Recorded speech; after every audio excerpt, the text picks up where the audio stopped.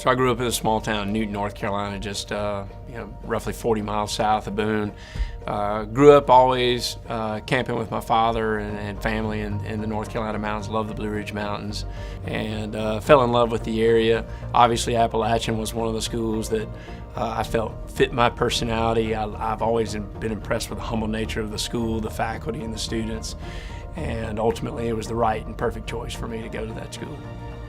Appalachian exposed me to the breadth and depth of government. I always picture myself as being a service-oriented type person, and coming into Appalachian, I thought I wanted to go into law enforcement, but then I was exposed to more of the public administration, the city, county management, leadership side that was more appealing to me.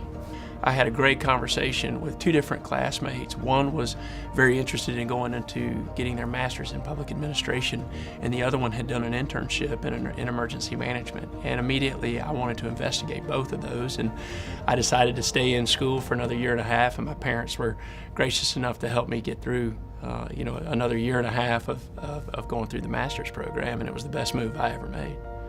When I finally got into the emergency management arena, my first job was with the Georgia Emergency Management Agency, and I've been on this amazing adventure ever since.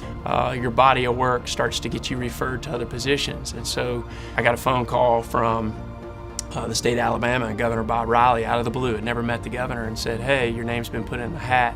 You've been referred to us as possibly being the director of Alabama Emergency Management Agency." And at the time, I was 32 years old. I drove down the day after Thanksgiving and had the interview with Governor Bob Riley, and the next thing I know, I got the phone call and I was tapped to do the job. And then from there, stepped into the private sector, had opportunities in the private sector once that job went away. And then out of the blue, I get a phone call from the White House to be considered for the FEMA administrator job. I never saw it on my radar screen, but you only get one phone call from the White House, so always explore that option and take it.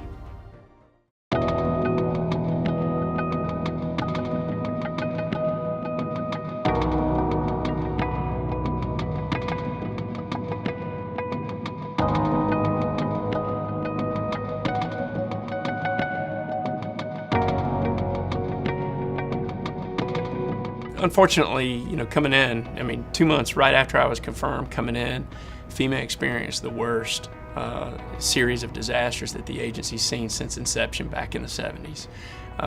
Some would say that we rendered more assistance last year than the 10 previous years combined.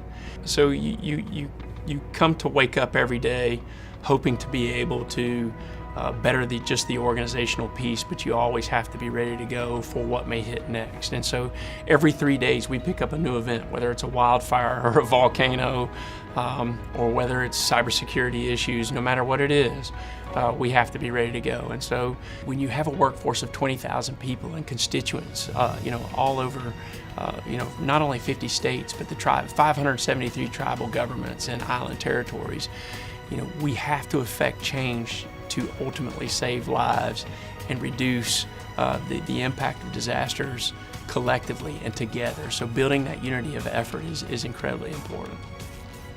What does it mean to me to receive the Distinguished Alumni Award? I'm humbled because I know that inside Appalachian State University there are thousands of alumni doing great things out there.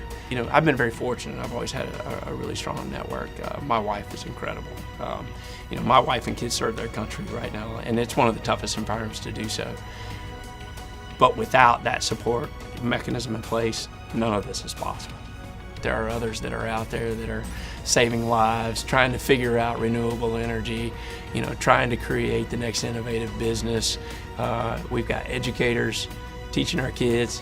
Our footprint's all over the place. It's just amazing to me that I'm being called out for this award when there's so many other things that are taking place. I'm humbled by it.